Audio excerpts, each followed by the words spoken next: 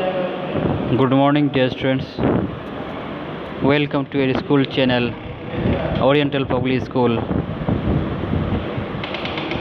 Class 9th, Subject Urdu Grammar, Topic रदीफ़ और काफ़िया। अजीज़ बच्चों, आज हम क्लास 9th के उर्दू कवायद के हिस्से रदीफ़ काफ़िया के बारे में तफसील से पढ़ते हैं। ये मक्ता और मक्तला के बारे में भी जान लेते हैं, क्योंकि शेर इस्लाम है, इनकी अहम ज़रूरत होती है। तो रदीफ़ और काफ़िया, यानी काफ़िया किसे कहते हैं?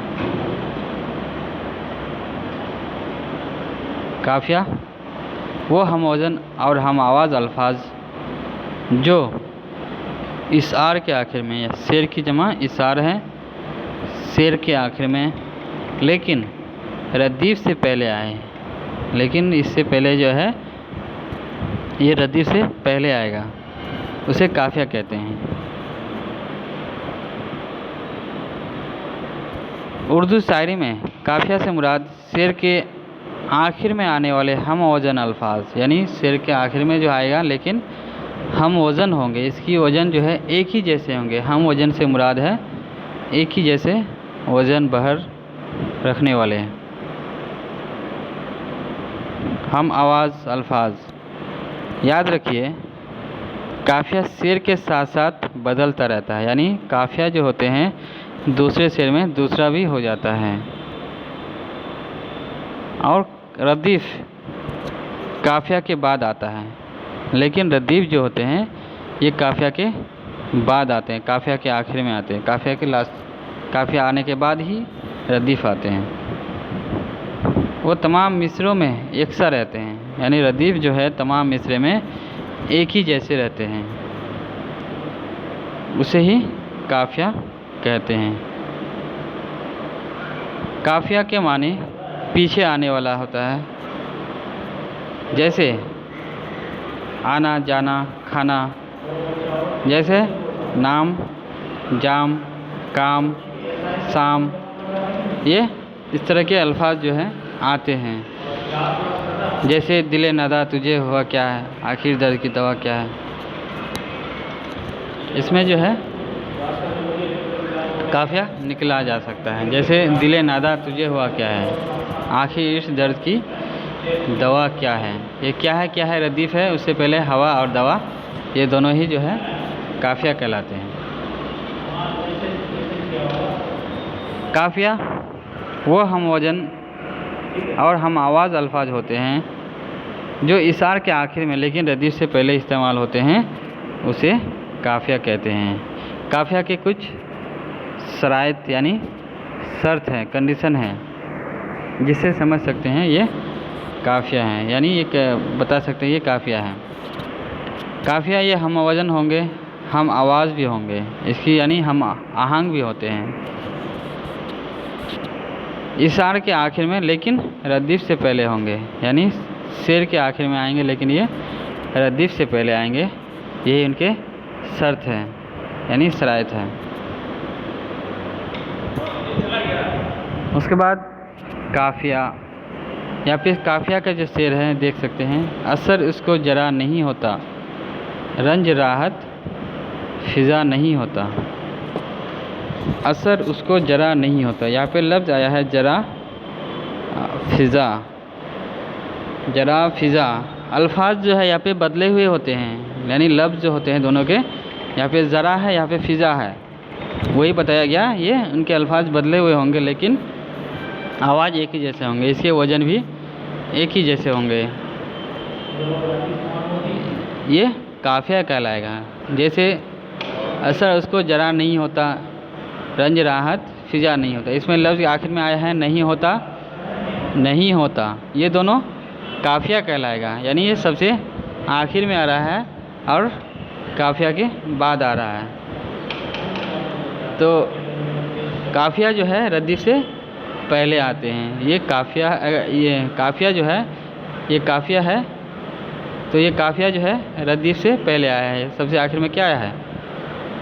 रदीफ़ है ये, तो ये रदीफ़ से पहले क्या है, ये काफ़िया। फ़िज़ा और ज़रा ये दोनों ही जो है काफ़िया है। इनके अल्फाज जो है बदले हुए होते हैं लेकिन हम वज़न होते हैं, एक ही जैसे वज़न रखते हैं, इसे ही काफ़िया कहते हैं। ज़रा और फ़िज़ा यहाँ पे काफ़िया कहलाते हैं। अब देखते हैं रदीफ़। रदीफ़ के मानी हैं घोड़सवार के पीछे सवार होने वाला, यानी जिस तरह से घोड़सवार के पीछे कोई सवार होता है तो वही बताया मानी इसका, घोड़सवार के पीछे सवार होने वाला।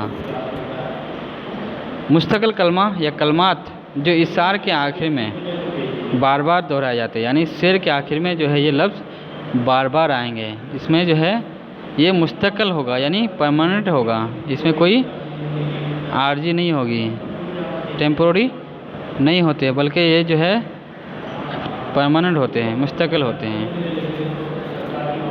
जो शेर के आखिर में बार बार दोहराए जाएंगे, यही रदीफ़ कहलाते हैं, इसे ही रदीफ़ कहते हैं।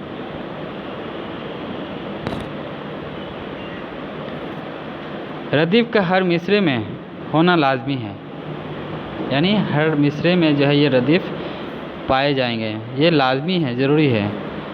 आमतौर पर गज़ल के इशार में मिसरा सानी में दोहराए जाते हैं, यानी अमूमन आमतौर पर ये गज़ल के इशार में, यानी जो गज़ल के शेर होते हैं उसमें मिसरा सानी, दूसरा मिसरा जो होते हैं उसमें दोहराए जाते हैं। उसके दूसरे लाइन में, शेर के दूसरे लाइन में जिसको रिपीट किए जाते हैं, दोहराए जाते हैं, उसे रदीफ़ कहते हैं। रदीफ़ के भी कुछ शराइत हैं, शर्त है, जैसे ये मुस्तकिल होंगे, यानी ये परमानेंट होंगे, तब्दील नहीं होंगे, जिस तरह से वहाँ पे बताया गया काफ़िया में उनके अल्फाज बदले हुए जा सकते हैं, बदले हुए होते हैं, लेकिन रदीफ़ में जो अल्फाज होंगे वो बदले नहीं जाएंगे, इसमें कोई चेंजिंग नहीं होगी। किसमें? रदीफ़ में, यानी ये मुस्तकिल होंगे और तब्दील नहीं होंगे, ये बार बार लास्ट में शेर के आखिर शेर में आएंगे, दूसरे मिसरे में।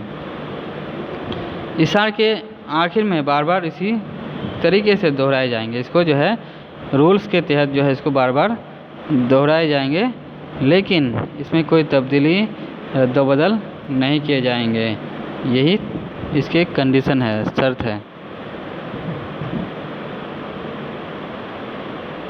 अब देखते हैं मतला। ये मतला क्या है? तो मतला के माने होता है तुलु होना या शुरुआत होना। किसी भी गज़ल का शायरी में पहले शेर को मतला कहते हैं।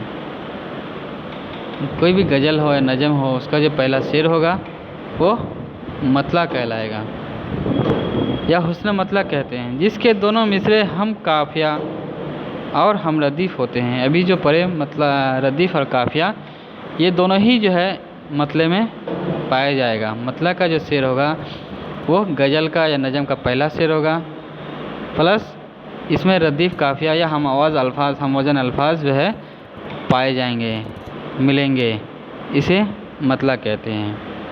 ये शॉर्टकट में याद रख सकते हैं, गज़ल का नज़म का पहला शेर जिसमें रदीफ़ काफ़िया हो उसे मतला कहते हैं। इनके भी शर्त है, शराइत है, यानी गज़ल या कसीदे का पहला शेर होगा, इसके दोनों मिसरे में हम काफ़िया भी होंगे और हम रदीफ़ भी होंगे, इसमें हम काफ़िया भी पाए जाएंगे और हम रदीफ़ भी मिलेंगे। उसके बाद है आपका मक्ता। तो मक्ता से क्या मुराद है?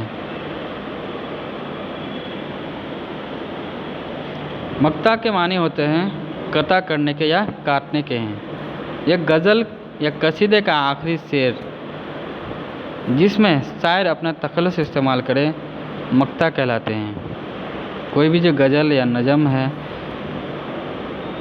कसीदा है, उसके आखिरी शेर होंगे, उसके आखिरी शेर में शायर अगर अपना नाम पेश करता है, अपना तखल्लुस पेश करता है, तखल्लुस इस्तेमाल करता है, उसे ही मक्ता कहते हैं। ये मक्ता की पहचान है।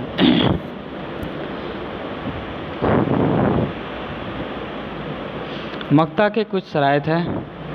ये गज़ल या कसीदे का आखिरी शेर होगा। इसमें शायर अपना तखल्लुस इस्तेमाल करेगा। इसका पहला कंडीशन ये है कि ये गज़ल या नज़म या कसीदे का जो आखिरी शेर होगा वो आखिरी शेर होगा, जिसमें दूसरा जो है इसमें शायर जो भी इसको लिखे हैं वो अपना नाम भी पेश करेगा, अपना तखल्लुस भी इस्तेमाल करेगा। तो ये मक्ता के शराइत हैं। मक्ते का शेर है यहाँ पे, नहीं खेल ए दाग यारों से कह दो कि आई है उर्दू ज़ुबान आते आते।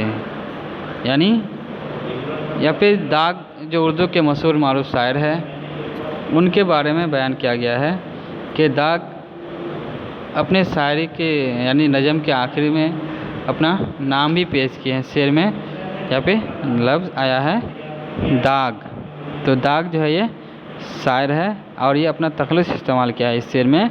इसी वजह से ये शेर मक्ते का शेर कहलाता है। तो इस तरह से जो है ये मक्ता कहलाते हैं। आज ये तक रखते हैं।